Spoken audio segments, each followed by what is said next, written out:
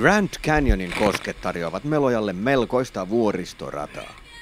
Ja tämä rata on 450 kilometrin mittainen elämys.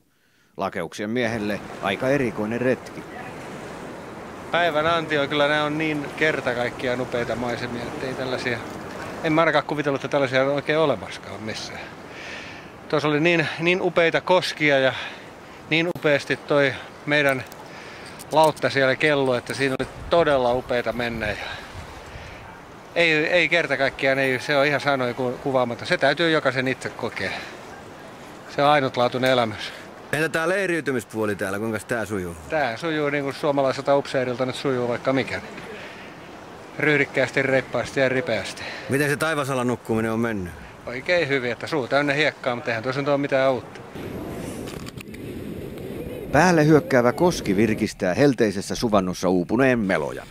Vesi nimittäin on alle 10 asteista. Bye bye. Retkuen johtaja on työskennellyt täällä jo 15 vuotta, eikä ole kiviinsä kyllästynyt. Oh, you're gonna see a beautiful place, lots of beautiful hikes. In the paddle boat you get a great ride through the rapids and you might even flip. But we haven't had any so far, so we're doing good. How good a paddler do you have to be able to do this trip? We'll teach you. We have beginners all the time, first timers. What about physics? Do you have to be in a real good condition to do this? You should be in fair condition, yes, because as we see on most trips, you have a lot of wind and it blows upstream and you have to paddle all day. And that can be physically taxing, so it is good to be in pretty good physical condition. What about the hikes? Where can you go from here? Oh, beautiful side canyons, streams, waterfalls, incredible things. One of the best things about the trip. Mitään jätöksiä ei jätetä tänne, vaan ne laitetaan kauniisti laatikkoon ja viedään pois puhdistamoon.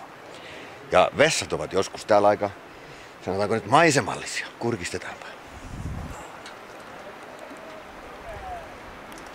Vesi on niin kylmää, että kalamiehen varpaisiin sattuu, mutta ei se haittaa, kun lohikaloja riittää. Number what? Oh, oh, that's a nice one. Yeah. Ihan tavallisella lipalla. Aamuhetkellä on täällä aika lailla hienot puitteet. Ja illalla leiritunnelma tehdään taas yhdessä.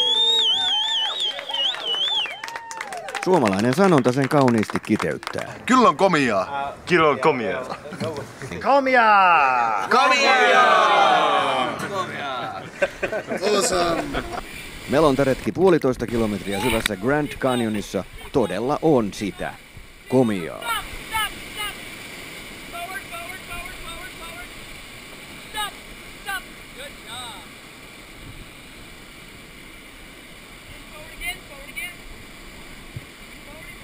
Aikamoinen pyörry.